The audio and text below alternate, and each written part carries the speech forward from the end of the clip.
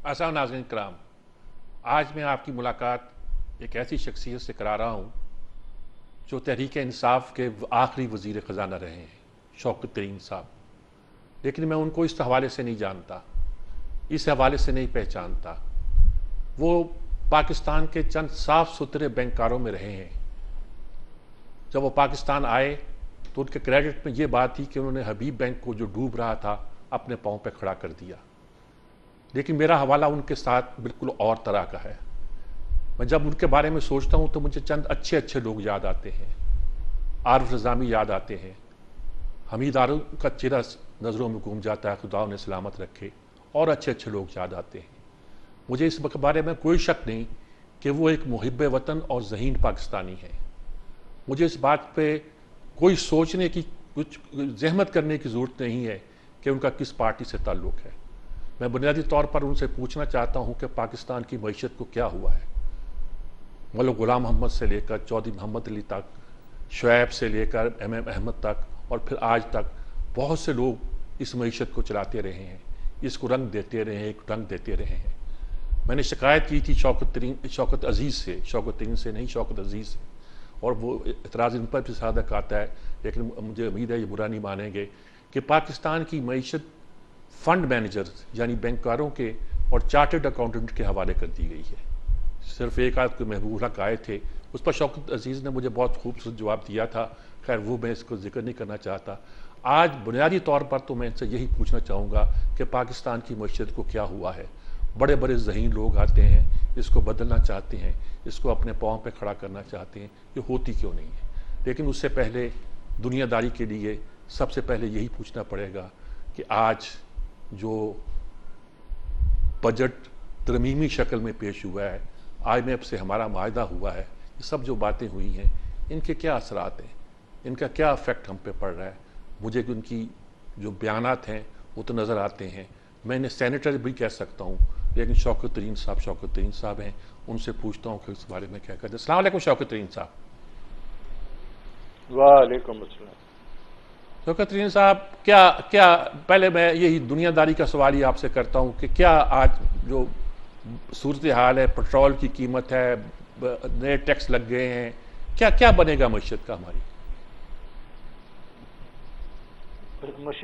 जो आपकी मईशत थी वो मेरे ख्याल में तो बड़ी मुश्किलों से हमने खड़ी की थी, और 2 सालों में आपने देखा कि अहदाफ थे वो सही सिमत में जा रहे थे।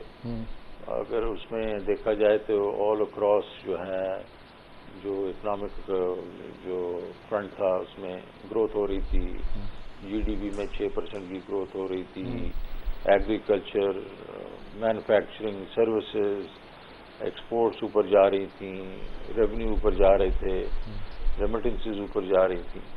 तो ये जब पॉलिटिकल इंस्टेबिलिटी आती है ना तो इकोनॉमिक इंस्टेबिलिटी भी आ जाती है। ठीक है। और ये जो इकॉनमी है ये एक ऐसा एक वो है जिसको मैं जानवर तो नहीं कहूँगा, लेकिन ऐसी चीज़ है जिसको लॉन्ग टर्म जो है वो एक डायरेक्शन चाहिए। हाँ जी, और उसको लॉन्ग टर्म एक तो डायरेक्शन चाहिए, कमिटमेंट चाहिए, क्योंकि इसके बीच में एक चीज़ जो है वो बहुत ही मायने रखती है, और वो है इन्वेस्टमेंट। इकॉनमी में जब इन्वेस्टमेंट होती रहती है तो वो ग्रो करती रहती है, और इन्वेस्टमेंट जो करते हैं और लॉन्ग टर्म इन्वेस्टमेंट्स करते हैं वो जो है वो उसकी एक पॉलिटिकल स्टेबिलिटी को भी देखते हैं, और इकोनॉमिक जो है उनकी पॉलिसी जो है उसको भी देखते हैं कि वो किस तरीके से उनको हेल्प करेगी, बिकॉज जाहिर है उनके अपने पैसे लगे होते हैं। तो जब आप शॉर्ट टर्म में अपनी जो पॉलिटिकल डायरेक्शन चेंज करना शुरू कर देते हैं और वो लोग नर्वस हो जाते हैं। आज भी आपने देखा कि जो इन्होंने जो बजट दिया उसके बीच में जाहिर है इन्होंने टैक्सेस वगैरह लगा दिए, और उसकी वजह से मार्केट जो है वो काफ़ी नर्वस है। आपके जो पिछले 3 महीनों के बीच में आपके जो डॉलर गिर गया है, आज स्टॉक एक्सचेंज फिर कोई 1600 पॉइंट गिर गई है। इसी तरीके से तो मैं तो कहूँगा कि ये जो इन्होंने जो बजट दिया है ये वही पुराने पाकिस्तान वाला बजट दे दिया है, क्योंकि जो हमने प्रोग्रेसिव टैक्सेशन के मेयर्स लिए थे जिसमें बगैर टैक्स लगाए हुए हमने 1400 अरब रुपया इंक्रीज़ किया था, وہ ان کو ابھی تو انہوں نے ابھی 1400 ارب ہی کیا ہے، بلکہ 1300 1350 اور اس میں اتنے لمبے لمبے انہوں نے ٹیکس لگا دیے، تو میرے خیال میں مارکیٹ کو یہ چیز پسند نہیں آئی۔ نہیں، یہ آپ کی بات درست ہے، لیکن جب ابھی آپ وزیر خزانہ نہیں بنے تھے، آپ کا ایک بیان بہت پاپولر ہوا تھا، بلکہ آج کی زبان میں کہا جائے تو وائرل ہوا تھا کہ ڈالر کی قیمت گرنے سے یا گرانے سے اور سود کا شرح سود بڑھانے سے پاکستان کی معیشت کا ستیہ ناش کر دیا گیا ہے۔ تو کیا آپ نے آ کے بدلا پھر؟ حفیظ شیخ تباہ کر گئے تھے؟ نہیں جی، حفیظ شیخ نے جو آئی ایم ایف کا پروگرام کیا تھا نا، تو اس وقت یہ آئی ایم ایف جو ہوتی ہے وہ ڈپینڈ کرتی ہے موڈ کے اوپر کہ جو آپ کے ویسٹرن کنٹریز کا موڈ آپ کے ساتھ پولیٹیکلی کیا ہے۔ جب میں نے 2008 کا کیا تھا تو وہ ہمارے ساتھ بڑے فرینڈلی تھے، تو مجھے بڑا اچھا پروگرام مل گیا تھا۔ اس دفعہ جب یہ آئے تھے تو جیو پولیٹیکل سچویشن ایسی تھی کہ وہ ہمارے ساتھ کچھ اتنے خوش نہیں تھے، انہیں بڑے ہمیں سخت شرائط جو ہے وہ گورنمنٹ دے دیے اور فرنٹ لوڈ کر دیا، یہ پرائر ایکشن ہے۔ اور اس کے بیچ میں انہوں نے کہا کہ آپ کا جو ڈسکاؤنٹ ریٹ ہے، اس وقت ہماری جو انفلیشن چل رہی تھی جو تقریباً کور انفلیشن 8 سے 9% پہ چل رہی تھی اور ہیڈ لائن جو تھی وہ 10% چل رہی تھی، تو اس نے اٹھا کے اس کو 13.25% کر دیا۔ اس کا مطلب ہے کہ انفلیشن سے بھی 3.25% زیادہ۔ ٹھیک ہے۔ اور پھر انہوں نے کہا کہ ٹھیک، اور انہوں نے کہا یہ کرنسی ڈپریسیشن آپ کو زیادہ کرنی پڑی۔ کچھ تو کرنسی ڈپریسیشن اس لیے کی گئی کہ پچھلی حکومت نے کی نہیں تھی، ہمارا روپیہ اوور ویلیو تھا، اور کچھ زیادہ ہی انہوں نے کروا دی، تو ہم کو 120-22 سے ہم 165-68 پہ پہنچ گئے۔ اس سے یہ ہے کہ اور تیسرا یہ ہے کہ یوٹیلیٹی پرائسز تو انہوں نے بڑھانی تھی وہ بھی بڑھا دی۔ اس سے ایک دم جو ہے وہ ڈاؤن ٹرن آیا اور اکانومی نے نوز ڈائیو کیا۔ میں نے اس پہ کہا تھا کہ یہ جو ہے نیگوسیشن جو ہیں یہ کچھ بہتر ہو سکتی تھی، کیونکہ سیدھی بات ہے کہ آپ نے اگر کور انفلیشن ہی 8-8.5% ہے، تو for discount rate to be 13.5% is excessive. تو یہ چیزیں میں نے کہی تھی، اور اس میں ظاہر ہے جس ٹیلی ویژن والوں نے، جس نے اینکر نے کیا، اس نے وہ ایک ہی چیز کو پکڑا، پچھلا جو میرا بیک گراؤنڈ میں کہہ رہا تھا وہ نہیں انہوں نے دیا، تو وہ اس لیے وائرل ہو گئی۔ سو وہ میں یہ نہیں کہوں گا کہ حفیظ شیخ کی کوئی زیادتی تھی، but I guess he could have been little more assertive. آپ نے مجھے بھی دیکھا ہے کہ 2000 جب میں 21 میں آیا ہوں اپریل میں، تو پھر ہم نے جو 6 ٹرانچ جو کرنی تھی اس کے اوپر کئی چیزیں انہوں نے اگری کی تھیں۔ $500 ملین لے لیا تھا اور کہا تھا 700 ارب روپے کے نئے ٹیکس ہم ایگزمپشن نکال دیں گے اور ٹیکس نئے لگا دیں گے، اور اس کے بعد ہم 5 روپے جو بجلی بڑھا دیں گے اور اسٹیٹ بینک کی وہ انڈیپینڈنس کر دیں گے۔ تو میں اس پہ اڑ گیا، اور میں نے جب جا کے اپروو کروایا تو 700 جو تھا اس کو 350 کروایا، وہ بھی ریفنڈیبل، اور باقی جو 5 روپے 4 روپے 95 پیسے، لیکن آپ کے بیانات آئے تھے کہ آدھا کروایا۔ آپ کے بیانات شاید ان دنوں آئے تھے کہ آپ زیادہ خوش نہیں تھے آئی ایم ایف کے ساتھ نئی شرائط پر بھی۔ جی، میں نے تو بالکل ان کے ساتھ بڑی لڑائی کرتا ہوتا تھا، اور وہ دیکھیں اینڈ پہ انہوں نے میری باتیں مانی، جتنی مان سکتے تھے انہوں نے مانی۔ وہ اس لیے ہے کہ ظاہر ہے میں ان کو آلٹرنیٹ دیتا تھا، جب وہ کہتے تھے کہ ہم نے یہ ٹیکس جو بڑھانا ہے اس کا وہ ہمیں حجم چاہیے اس لیے ہم ایگزمپشن نکال رہے ہیں، تو میں ان کو کہتا تھا ٹیکس جو دے رہا ہے اس پہ ٹیکس لگانا جو ہے وہ سولوشن نہیں ہے۔ سولوشن یہ ہے کہ ہمارے پاس 3 ملین ٹیکس پیئرز ہیں اور ہمارے پاس 220 ملین لوگ ہیں اور 36 ملین ہاؤس ہولڈ ہیں، ہمیں ٹیکس جو نیٹ کو بڑھانا چاہیے، اور میں یہ آپ کو ٹیکس نیٹ بڑھا کے پیسے کر کے دے دوں گا۔ اور پھر ہم نے یہ ثابت کیا کہ ہمیں جو بھی ٹارگٹ انہوں نے دیا تھا 5.8 ٹریلین کا، ہم نے اس کو ایکسیڈ کیا۔ ترین صاحب ہمیں ایک وقفہ لینا پڑا ہے ٹیکنیکل ریزن کی وجہ سے، اس کے ساتھ ہی دوبارہ اس کو شروع کرتے ہیں۔ ایک وقفہ، ناظرین کرام معاف کیجیے گا، ہمیں ایک وقفہ لینا پڑ رہا تھا، ہم بات کو جاری رکھتے ہیں۔ جی شوکت ترین صاحب، آپ ہمیں بتا رہے تھے کہ اس کی وجہ سے کچھ مسائل پیدا ہوئے اور آپ نے ان سے بڑی ٹف نیگوسیشن کی۔ اب یہ بھی کہتے ہیں کہ پرانی حکومتوں نے کچھ ایسی شرائط مان لی ہوئی ہیں، آن ریکارڈ مان لی ہوئی ہیں، لکھ کر مان لی ہوئی ہیں کہ ہمیں ان سے جو نیگوسیشن کرنی پڑتی ہے، آئی ایم ایف اس میں ڈٹا ہوا ہے۔ آئی ایم ایف کیا کر رہا ہے ہمارے ساتھ؟ میرے نہیں خیال کہ آئی ایم ایف ڈٹ سکتا تھا۔ دیکھیں ہم تو جو 6 ٹرانچ لی تھی اس کے بعد ہمارا جو 7 ٹرانچ تھی دسمبر کے نمبر بالکل ٹھیک تھے۔ انہوں نے ہمارے ساتھ جس وقت آخری نیگوسیشن میری ہو رہی تھی مارچ کے اینڈ میں، وہ یہ تھی کہ بھائی آپ نے جو فریز کیے ہیں تو یہ کیسے کیے ہیں. میں نے کہا آپ کے نمبرز کے ساتھ تو کوئی میں نے کھلواڑ نہیں کی, میں نے یہ پیسے اکٹھے کیے ہیں, باقی جیب کاٹ کے اپنی, اور وہ جو جیب کاٹ کے میں نے کی ہے اس کا آئی ایم ایف کے جو ہم نے کمٹمنٹس کیے ہیں اس سے کوئی وہ نہیں ہے. سر لوگ پوچھتے ہیں وہ جو آپ نے جیب کاٹی ہے اور پیسے رکھے تھے اس کام کے لیے وہ کہاں تھے, یہ پوچھتے ہیں ان کے پاس ہی ہیں ابھی بھی یوز, ابھی یہ خود بھی یوز کر رہے ہیں. میں آپ کو پھر سے سمجھا دیتا ہوں, اور 10 دفعہ سمجھا چکا ہوں, پتہ 10 بھی نہیں زیادہ ہی ہوگا. ہم نے 466 ارب روپے کے جو تھا ہمارا 4 مہینوں کا نسخہ تھا, کیونکہ ہم نے صرف 4 مہینوں کے لیے یہ کیا تھا, اور وہ اس کے بیچ میں 267 بلین جو تھا وہ تیل کی مد میں تھا اور ڈیزل کی مد میں, 106 بلین جو تھا وہ پاور سیکٹر میں 5 روپے جو ہم نے کم کیے تھے, اور 93 بلین تھا کہ جو ہم نے ان کو کمٹمنٹ کی تھی کہ ہر مہینے ہم 4 روپے جو ہے پیٹرولیم لیوی بڑھائیں گے. یہ سارا کچھ ہم نے کمٹمنٹ کے طور پہ وہ ہم نے پورا اکاؤنٹ فار کیا, اور اس کو پورا کیسے کیا. ہم نے کہا کہ جی ہم 100 بلین سے اپنا جو ہے پی ایس ڈی پی کم کریں گے, جو 700 تھا ہم اس کو 600 کر دیں گے, اور 140 ارب جو ہے پنجاب نے اور کے پی نے کہا کہ ہم دیں گے. وہ کس طرح دیں گے, اس لیے دیں گے کہ ان کے پاس جو, کیونکہ ہم ریونیو زیادہ اکٹھا کر کے ان کو دے رہے تھے, انہیں کہا اس میں سے ہم کچھ پیسے آپ کو دے دیں گے. تیسرا ہم نے کہا کہ ہم ڈیویڈنڈ پڑے ہوئے ہیں آئل کمپنیز کے, اور وہ 625 ارب روپے کے پڑے ہوئے ہیں, اس میں سے 120 بلین ہم وہاں سے لے لیں گے, اور 50 بلین ایف بی آر نے کہا تھا, اور گرانٹس میں سے ہم نے 65 بلین کرنا تھا, 55 بلین.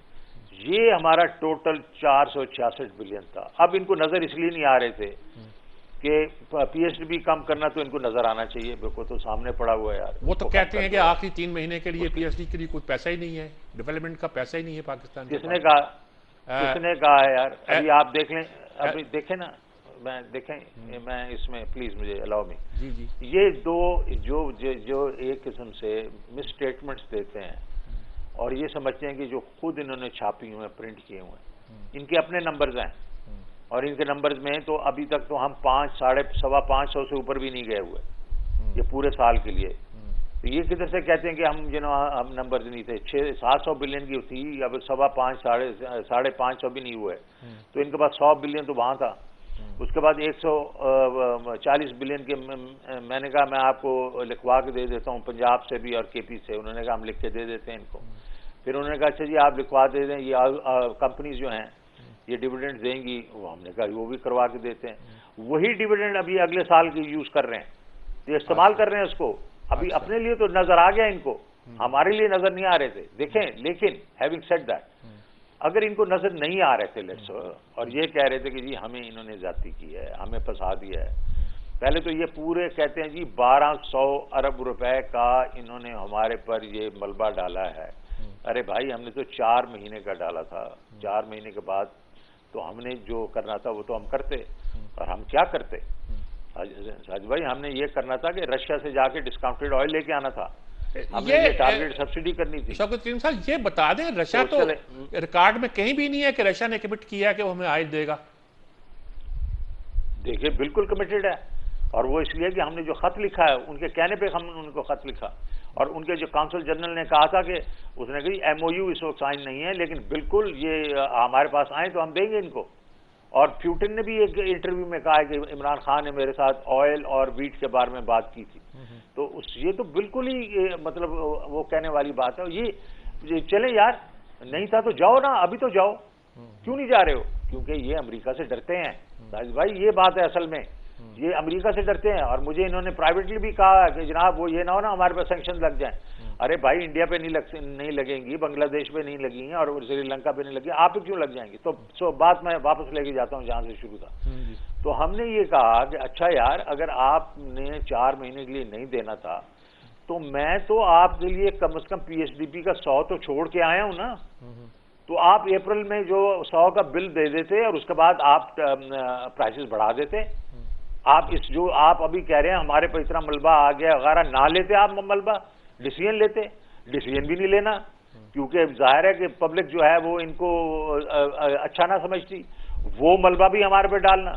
تو بات صرف اتنی ہے کہ ان کی اپنی کوتاہی اور اپنی جو پولیٹیکل کمپلشنز کی وجہ سے انہوں نے ڈیلے کیا.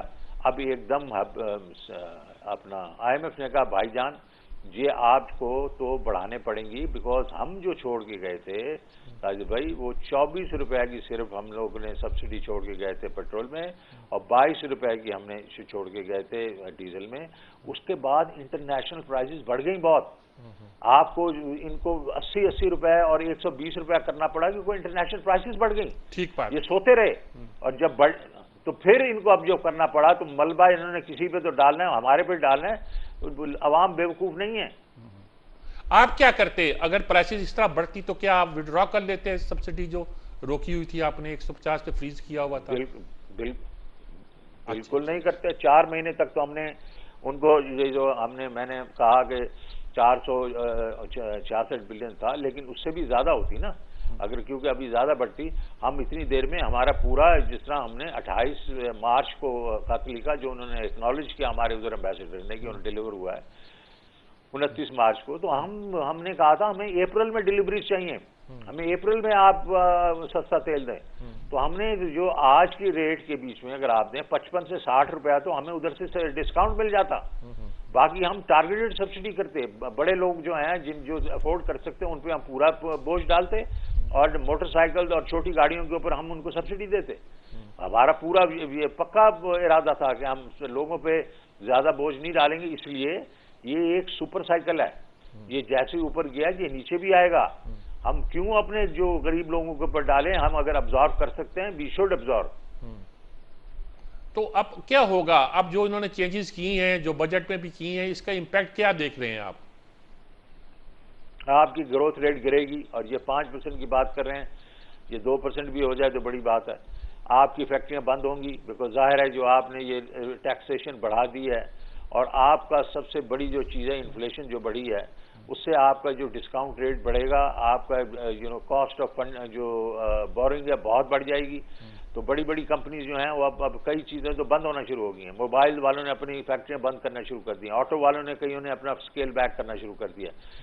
ٹیکسٹائل وغیرہ اس پہ افیکٹ آئے گا، ہر چیز پہ افیکٹ آئے گا. تو ایک تو آپ کی انڈسٹری جو بند ہونا شروع ہوگی، اور اس میں اور چھوٹی انڈسٹری اسپیشلی، کیونکہ ان کو اوپر جب آپ ڈالتے ہیں یہ بوجھ یہ فائنینسنگ کا، تو وہ ایک دم اس کو نہیں سہار سکتے. ایک تو آپ کا گروتھ ریٹ نیچے جائے گا، دوسرا یہ آپ کی ان امپلائمنٹ اوپر جائے گی، اور تیسری چیز یہ ہے کہ آپ کے ایکسپورٹس گرے. ایکسپورٹس جب گریں گی تو آپ کا وہ کرنٹ اکاؤنٹ ڈیفیسٹ کا جو مسئلہ ہے وہ بلکہ بدتر ہوگا. ہم تو ایکسپورٹ بڑھا رہے تھے، اور ہم یہ کہہ رہے تھے کہ ہم اپنی گروتھ بھی اوپر رکھیں گے، ایکسپورٹس وغیرہ کو بھی ہم انسینٹو دیتے رہیں گے، تاکہ جیسے سپر سائیکل نیچے جائے گا، اور سپر سائیکل جیسے نیچے جائے گا آپ کا کرنٹ اکاؤنٹ بھی ایک بہت جلدی نیچے آئے گا، اور آپ کی انفلیشن بھی آئے گی. تو اس وقت تک آپ کے پاس سسٹینیبل گروتھ ہوا ہے وہ چلتی رہے گی. نہیں یہ بات ٹھیک ہے، لیکن یہ کہتے ہیں کہ جو آپ نے گروتھ بڑھائی ہے وہ امپورٹ بیسڈ گروتھ تھی، اور اس کا کوئی تعلق زیادہ ہماری ملک کی اکانومی کے ساتھ نہیں تھا. آپ کیا کہیں گے اس پہ؟ بالکل غلط کہہ رہے ہیں. ڈیمانڈ ورسز امپورٹ تو سپر سائیکل سے بڑی ہے. اب اگر ابھی انہوں نے اگر گروتھ کم کر دی ہے تو کیا ان کا وہ جو ہے امپورٹس کم ہو گئی ہیں؟ ارے بھائی میں صرف آپ کو بتا رہا ہوں 13.2 بلین ڈالر کا کرنٹ اکاؤنٹ ڈیفیسٹ تھا 9 مہینے کا، ہمارے 9 مہینوں کا. اس میں سے 8 بلین کے قریب جو ہے وہ تیل کی قیمتوں میں بڑھا، 3 بلین کی جو ہے ویکسینز آئیں، 11 ہو گیا. 1 بلین بڑھ گیا آپ کا کوئلے کی وجہ سے، اور 1 بلین بڑھا آپ کا خوردنی تیل کی وجہ سے. یہ 14 بلین مطلب 13 بلین ہے. 800 ملین ڈالر صرف باقی چیزوں کی وجہ سے بڑھا. تو یہ کون سا ڈیمانڈ کی وجہ سے بڑھا؟ کیا یہ سارا کچھ ڈیمانڈ کی وجہ سے ہے کہ گروتھ ہوگی اس کی وجہ سے؟ تو وجہ صرف یہ تھی کہ اس میں سے صرف اگر ڈیمانڈ تھی تو 15-1% کی ڈیمانڈ تھی، باقی پرائس انکریز تھی، اور یہ ان کو پتا ہے. اصل میں ہمارا پرابلم یہ ہے جو آپ پہلے بات کر رہے تھے، میں سن رہا تھا کہ یار یہ ہماری اکانومی کیوں نہیں گرو کرتی. ہمارا جو جی میں آپ کو یہ بتاؤں وجہ یہ ہے کہ جو ہمارا یہ پولیٹیکل جو یہ ہوتا ہے ڈسپنسیشن ہوتی ہے وہ اسٹرکچرل چیزیں ٹھیک نہیں کرنے دیتے، وہ نہیں کرنے دیتے کیونکہ اپنا ویسٹڈ انٹرسٹ بیچ میں آ جاتا ہے، آڑے آ جاتا ہے، اور جب وہ نہیں کرتے تو پھر اٹکل پنچو کرتے ہیں، اٹکل پنچو سے کبھی اکانومیز ٹھیک نہیں ہوتی، اور کوئی فائنانس منسٹر جو ہوتا ہے وہ کوئی نہیں کھڑا ہو سکتا جب ان کے ساتھ یہ ہوتا ہے.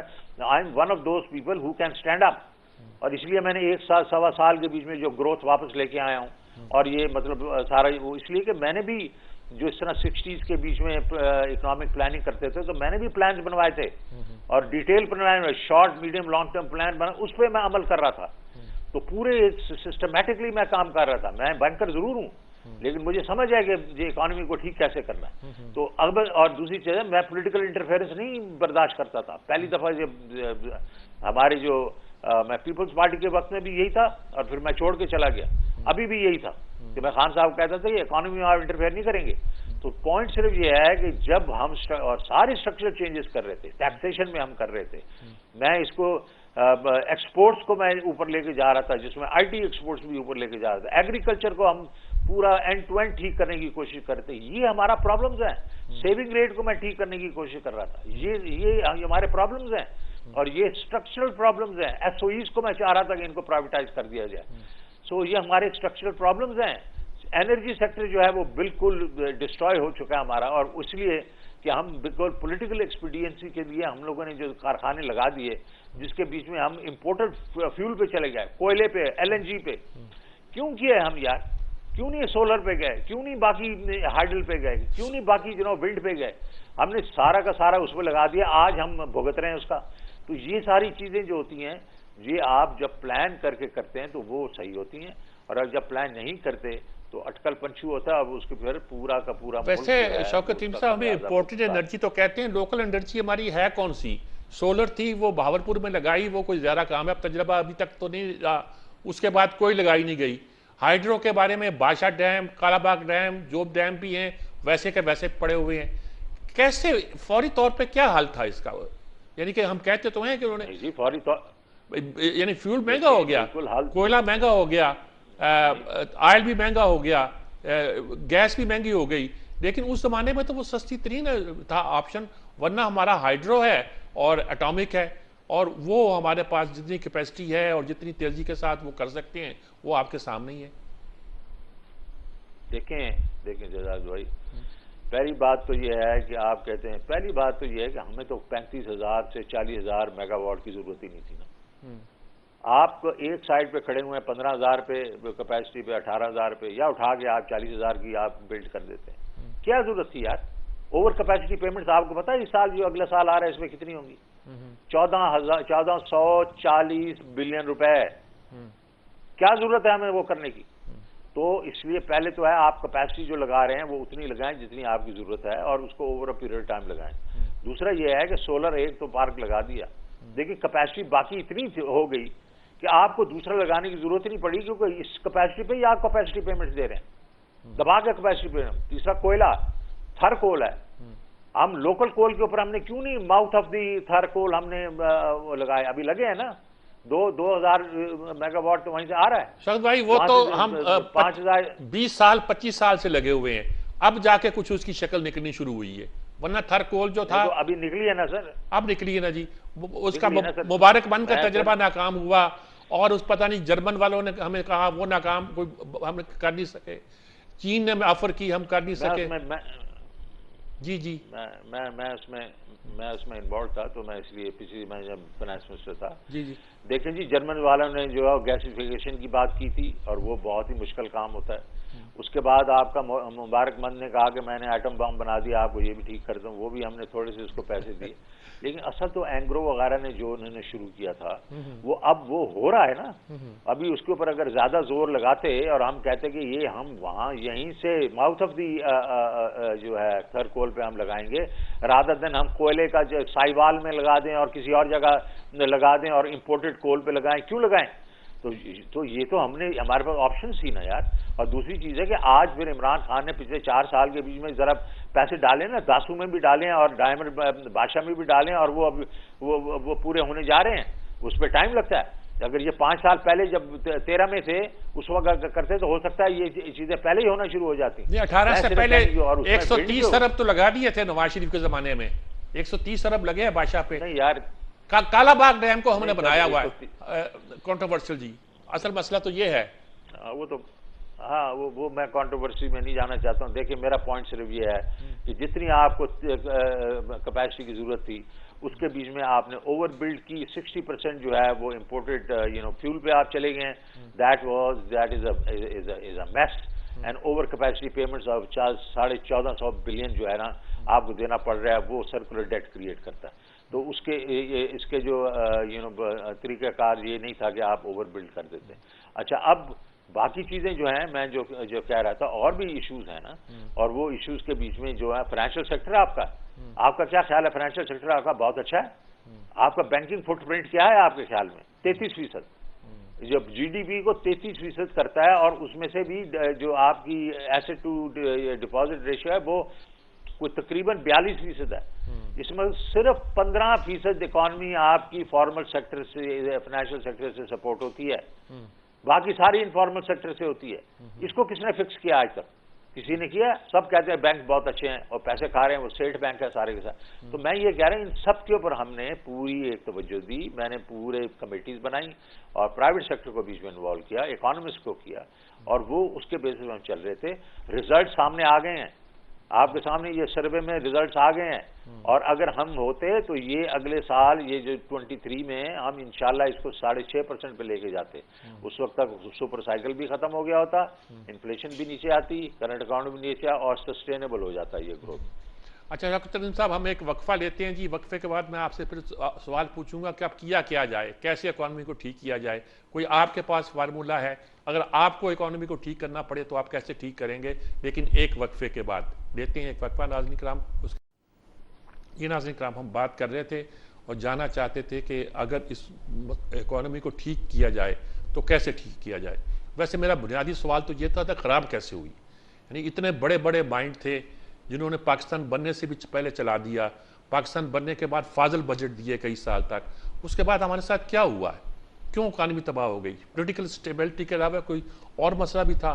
ٹیررزم تھا یا کچھ اور بھی تھا, یا بیڈ پلاننگ تھی, یا یہ تھا کہ اکنامک ہٹ مین آگے تھے اور انہوں نے آ کے ہمارے ساتھ وہی کیا کہ ہمارا ہاتھ بھی مروڑے, گردن بھی مروڑی, اور آج ہم یہاں پہنچے ہوئے ہیں کہ ہمیں رستہ نہیں مل رہا. کیوں شوکت ترین صاحب کیا کہیں گے, کیا صورتحال ہے جی؟ اگر آپ کو موقع ملے ٹھیک ہے. ٹھیک کرنے کا تو موقع جو مجھے ملا تھا تو میں تو ٹھیک کر ہی رہا تھا نا. وہ تو ابھی ڈاکومنٹ بھی ہو گیا کہ ٹھیک ہو رہی تھی اکانومی. پہلے کیوں کیا ہوا وہ تو یہ ہے. لیکن جب آپ نے ٹھیک کرنے سے پہلے یہ کہا تھا کہ خراب ہو گئی ہے, انہوں نے 2 اقدام کیے اس سے خراب ہو گئی ہے. اب اگر خراب ہو گئی ہے تو ٹھیک کرنا پڑے تو آپ کیسے ٹھیک کریں گے؟ نہیں, جو ابھی جو خراب ہوئی ہے میری جان, وہ اس لیے خراب ہوئی ہے کہ وہ تو ظاہر ہے انہوں نے وقت پہ وہ نہیں لیے, وہ ڈیسیژن ہی نہیں لیے, اور وہ پولیٹیکل ایک قسم سے اکنامک انسٹیبلٹی جو ہے وہ اس نے ان کی جو بھی کاوشیں ہیں ان کو ادھورا کر دیا. لیکن پوائنٹ ہے اب کیا ہوگا. اب تو یہ سیدھی بات ہے یار, میں تو ایک چیز میں بالکل بلیو کرتا ہوں کہ پولیٹیکل سٹیبلٹی جو ہوتی ہے وہ بہت ضروری ہوتی ہے, کیونکہ یہ میں جو کہا انویسٹر آپ کے پاس آئے گا نہیں. انویسٹر اگر نہیں آئے گا اور آپ کا لوکل انویسٹر بھی پیسے نہیں ڈالے گا جب تک آپ وہ نہیں دیکھے گا کہ اس وقت پولیٹیکل سٹیبلٹی ہے. تو پہلی تو چیز ہے, اگر if I were there as policy maker میں الیکشن کرواؤں گا. میں کہوں گا کہ ایک ایسی مستند حکومت آنی چاہیے جس کے بعد سپورٹ ہونی چاہیے. وہ کہتے ہیں الیکشن جو ہے once you have that stability نہیں لائے گا. یعنی کچھ لوگوں کا خیال, میں نہیں کہہ رہا, کچھ لوگوں کا خیال ہے کہ الیکشن بھی سٹیبلٹی نہیں لائے گا بلکہ اور کنفیوژن کریٹ کرے گا ملک کی حالات جو ہو چکے ہیں. یہ تو وہ کہتے ہیں نا جن کو یہ سوٹ کرتا کہنے کے لیے. اب ادروائز میرے خیال میں تو عام آدمی کو ہم اتنا ہم بیسیکلی سمجھتے ہیں, ہم اس پہ ڈیپینڈ نہیں کرتے. ہمارا اپنے جو عام آدمی ہے اس پہ اتنا یقین نہیں ہے کہ وہ ہمیں ایک سٹیبل گورنمنٹ دے گا. تو پھر اب بات ہی ختم ہو گئی نا. ہم تو پھر اس کا مطلب ہے ہم سارے عقل کل ہیں. ہم آدمی کو 22 کروڑ آدمیوں کو سمجھتے ہیں وہ بیوقوف ہیں, اور چند لوگ ڈرائنگ روم میں بیٹھ کے یہ آج تجزیہ کر رہے ہیں کہ یہ انسٹیبلٹی ہوگی اور اسٹیبلٹی نہیں آئے گی. میں اس میں بلیو نہیں کرتا ہوں. میرا خیال میں ہمارا عام آدمی ہے جو ہے اس کے اوپر ہمیں ایک کانفیڈنس ہونا چاہیے کہ وہ ہمیں ایک سٹیبل حکومت دے گا، اور ایک دفعہ سٹیبل پولیٹیکل حکومت ہوگی تو اس کا پھر کیا ہونا چاہیے وہ میں آپ کو بتاتا ہوں. اس کا یہ ہونا چاہیے کہ جو ہم لوگوں نے پلانس کے لیے بنائے تھے اس کو دیکھیں، اس کو چینج کریں، لیکن لانگ ٹرم پلانز ہونے چاہیے ہر انڈسٹری کے، ہر ایریا کے، ایگریکلچر، مینوفیکچرنگ، سروسز، یہ ساری جگہوں پہ medium to long term plans ہونے چاہیے جس طرح ہم 60s میں کرتے تھے، اور اس کے بیچ میں سارے سٹیک ہولڈرز کو ہمیں ملانا چاہیے، اور اگر ہو سکے تو ہمیں چارٹر اکانومی بھی کرنا چاہیے اس پہ، لیکن ریپرزنٹیٹیو گورنمنٹ ہونی چاہیے. اب آج کے ماحول کے بیچ میں یہ نہیں ہو سکتا کیونکہ افراتفری ہو گئی ہے اور مسٹرسٹ ہے امنگس پیپل، اور پھر اس کے بیچ میں جب ان میں کیا ہونا چاہیے تو اس کے بیچ میں یہ ہے کہ 3 چیزیں میں آپ کو بتا رہا ہوں جس میں ہم کام کر رہے تھے. 3 میجر ایشوز ہیں جو ہمارے اسٹیبلٹی نہیں دیتے، ہماری جس کو کہتے ہیں نا سسٹینیبلٹی نہیں دیتے ہماری اکانومی کو. ایک چیز ہے ہمارا جو سیونگ ریٹ جو ہے وہ بہت لو ہے، ہم بچاتے ہی نہیں ہیں، بچت نہیں کرتے.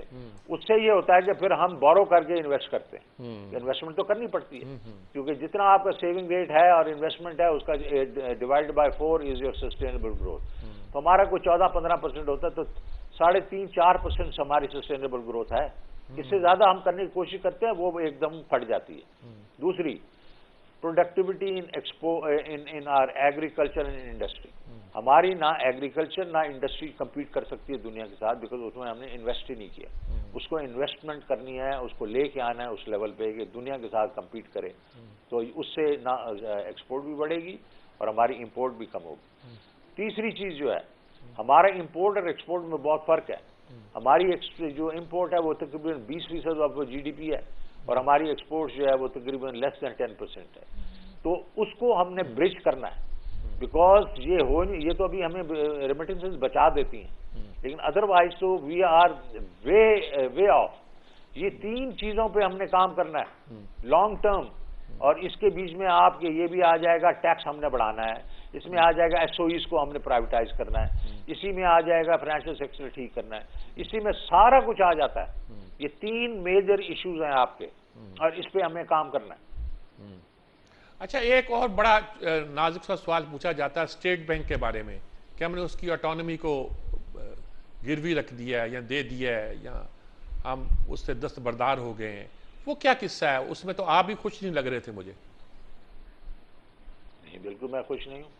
اور اس کے بیچ میں یہ ہے کہ ہمیں جس طرح آپ کو کہتے ہیں آپ پیسے آپ نے لے لیے تھے مارچ کے بیچ میں اور آپ ان کو بالکل ہی اٹانومس کر دیا تھا، تو اس کو پھر میں نے واپس کچھ تو کافی چیز واپس کروائیں، لیکن ابھی بھی ہے.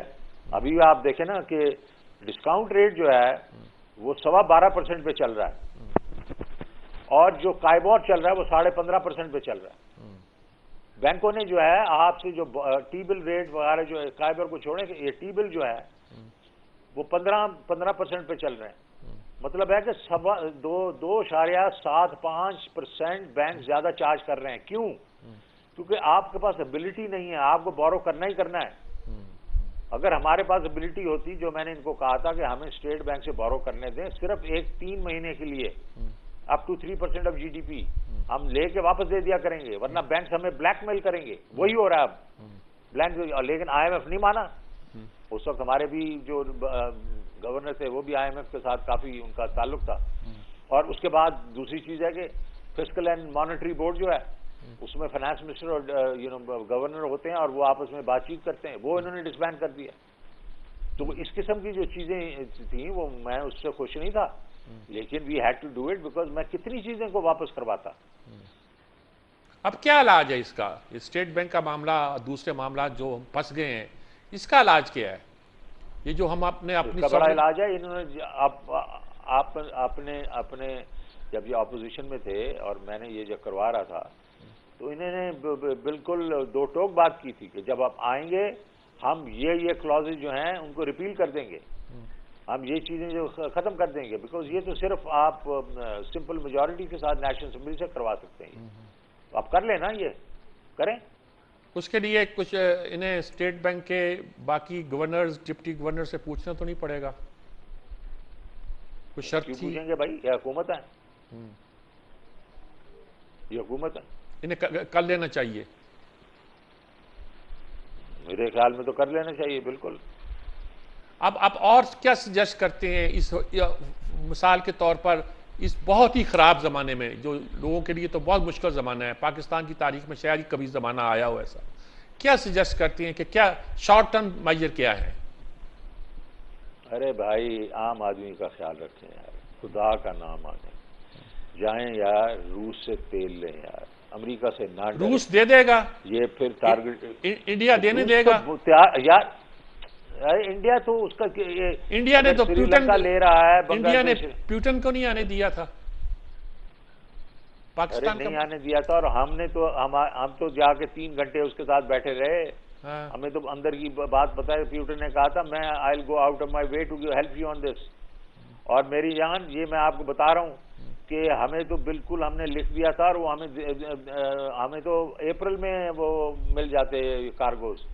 تو پہلی بات ہے کہ جائیں، اس سے کم از کم 50-55 روپے فی لیٹر جو ہے ان کو وہ بچت ہوگی. وہ پاس آن کریں لوگوں پہ، ان کو لوگوں کو بہت. اور اس کا کیسکیڈنگ افیکٹ ہوتا ہے. آپ کو پتہ ہے نا، ڈیزل جو ہے، ڈیزل سے ٹرانسپورٹیشن، پھر جو ٹرانسپورٹیشن لوگوں کی یہ جو خود و نوش کی چیزیں ہیں وہ جب ٹرانسپورٹ ہوتی ہیں اس میں 30-40% کا ٹرانسپورٹ کا ایلیمنٹ ہوتا ہے، وہ کم ہوں گی، ساری چیزیں کم ہوں گی. اس کے بعد آپ جناب ٹارگیٹ سبسڈی دیں. آپ یہ موٹر سائیکلسٹ کو، چھوٹی گاڑیوں والوں کو، ان کو کم رکھیں اور باقیوں کو زیادہ کریں. یہ کریں، اس کے بعد اپنا پیٹ کاٹیں. اپنا مطلب یہ ہے کہ باقی جو ایکسپنسز ہیں. اور دوسری چیز یہ ہے تو یہ 2 چیزیں میں نے آپ کو بتا دی. تیسری چیز میں بتا رہا ہوں، میں 8,000 ارب روپیہ جو ہے آنکھیں بند کر کے ریونیو کر دیتا. یہ پرانا جو میرا چیئرمین تھا ڈاکٹر اشفاق، یہ اس کو نکال دیا انہوں نے. وہ آپ آنکھیں بند کر کے 8,000 ارب کر دیتا. 500 ارب روپیہ ادھر سے ایڈیشنل آ سکتا تھا، اور وہی پاس آن کرتے لوگوں میں. وہ 500 ارب یہ جو رشیا کے جو ڈسکاؤنٹ ہے، اور اس کے بعد ٹارگیٹ سبسڈی، یہ کر کے انفلیشن کو کم کریں. لوگوں کے جو ہے ان کے اوپر ترس کھائیں یہ لوگ. ٹھیک بات ہے جی. شوکت ترین صاحب آپ کا بہت شکریہ. آپ سے تو بہت باتیں کرنے کا دل کرتا ہے، اور ملک کے مسائل بھی ایسے ہیں کہ ان کا حل ڈھونڈنا چاہیے. تو بہت کچھ پوچھنا بھی چاہ رہا تھا، بہت کچھ کہنا بھی چاہ رہا تھا، لیکن وقت چونکہ ختم ہو رہا ہے، اس لیے آپ سے اجازت چاہتا ہوں. آپ کا بہت بہت شکریہ. اسی کے ساتھ ہم پروگرام کو ختم کرتے ہیں.